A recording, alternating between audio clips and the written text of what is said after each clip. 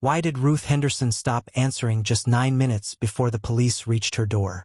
Ruth's porch light glowed over the quiet Indiana street.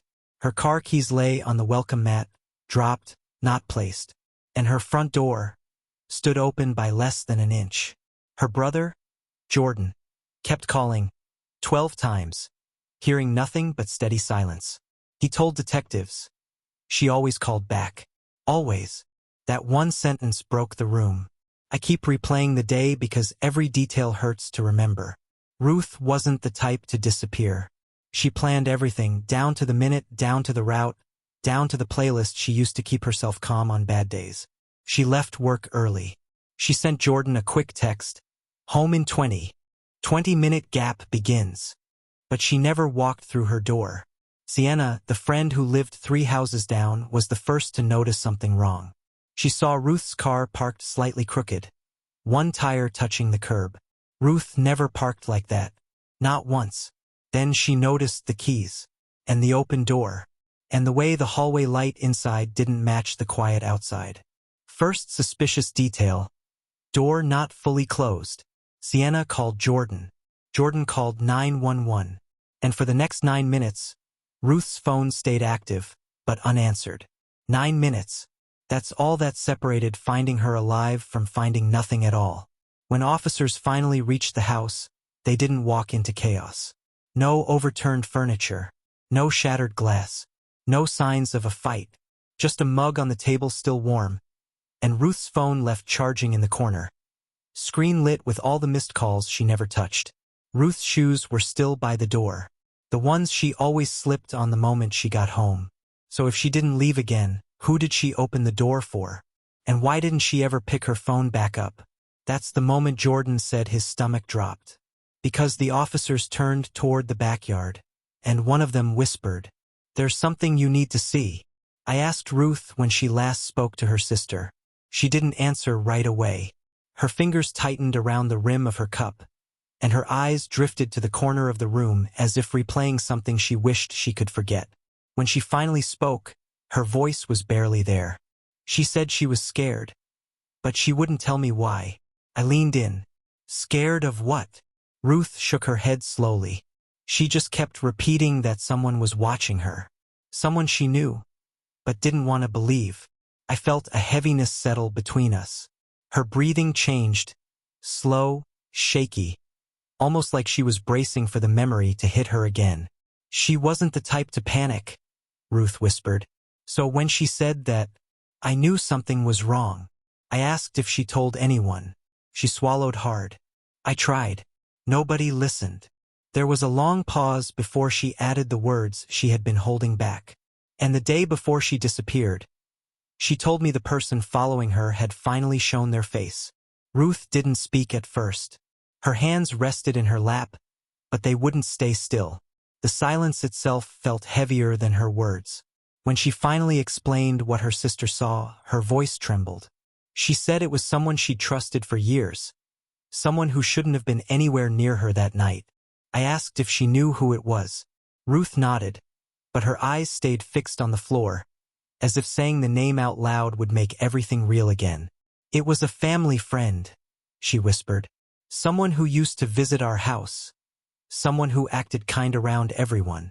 Her breathing hitched. She told me she caught him standing outside her window, just standing there, not moving, not saying a word. Ruth wiped her cheek, almost surprised by her own tears. She reported it, she said softly. But nothing happened. They told her maybe she misunderstood. Maybe it was someone who just looked like him. A slow exhale left her chest. And then, 2 days later, she vanished. Ruth's voice grew quieter as she described the days after her sister disappeared. Every detail felt like a weight she'd been carrying alone. The police kept saying they were doing their best, she began. But every hour felt like another door closing. She looked down, twisting the edge of her sleeve. I kept calling her phone, over and over. It never rang. It went straight to voicemail from the very first day. Ruth paused, gathering herself. What scared me most wasn't the silence, she said. It was knowing she'd never go anywhere without telling me. Never. She swallowed hard. Then someone mentioned seeing a car parked near our street the night before she vanished. Same make, same color as his. Her fingers tightened. I told the investigators, but they said it wasn't enough. No plate, no camera, no proof. Ruth shook her head slowly. I felt like the whole world just dismissed her, like she was overreacting, like she imagined everything. Her eyes lifted to mine, small, desperate, pleading for someone to finally believe her. And the worst part? She whispered. He acted completely normal afterward, like nothing happened. He even sent condolences. Her breath shivered. That's when I knew. He wasn't just connected. He was hiding something. Ruth's hands shook as she recounted what happened next. The investigators finally checked the street cameras, she said, voice low. And that's when things didn't add up. They found him on footage, but not where he said he was. Ruth's eyes filled with disbelief. He claimed he stayed home all night, but the cameras showed his car near her street for over 30 minutes. I could feel her frustration pressing against every word. I told them, that's him. That's the person who was outside her window. But they shrugged it off. Not enough proof, they said. Her breath hitched. And then, a delivery driver mentioned seeing someone matching his description, leaving a bag near the alley behind her apartment. Ruth's lips pressed together. Nobody followed up. Nobody checked the bag. She looked at me, the weight of guilt and fear heavy in her gaze. He could have been lying the whole time, and we had no idea. And that's when I realized, Ruth whispered, that every small thing we ignored, every warning, led to this. Her voice broke. We were too late. Ruth's voice trembled as she described the contradictions piling up. Detective Pierce came back with the timeline, she said. And it made no sense. The ex-boyfriend, Caleb, said he was at home all evening, but delivery logs placed him near her building. Phone pings confirmed it, just blocks away. She swallowed hard. He lied, and the more I thought about it, the more every little thing he said fell apart. Ruth's eyes darted toward the window. Even his friends said he was calm that night, smiling, like nothing had happened. But his car tells the truth. His GPS tells the truth. And then, she whispered, voice barely audible, there was the message on her phone, sent minutes before she disappeared. She held up her hands as if showing the invisible text. It wasn't from her. It was from him. Short, vague, just one line. Something meant to mislead anyone who found it. Ruth's fingers trembled. It was clever, too clever. And it was the last thing that anyone ever saw from her. A pause. And that's when I realized, she said softly, he had been planning this for days. Every detail covered, every witness ignored. Her voice broke. We were watching, but we were blind. And it almost cost her life. Ruth's voice was barely a whisper. The day they finally traced Caleb, it all came together. Detective Pierce explained the final link. Security footage from a nearby store placed his car parked across the street at 6:41 p.m. minutes before Ruth vanished. Phone pings confirmed his movements.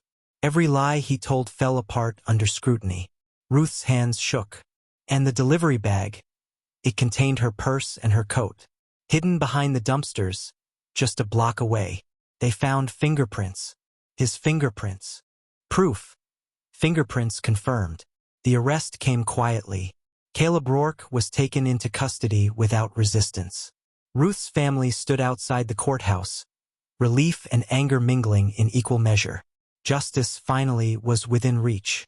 Ruth exhaled, almost in disbelief.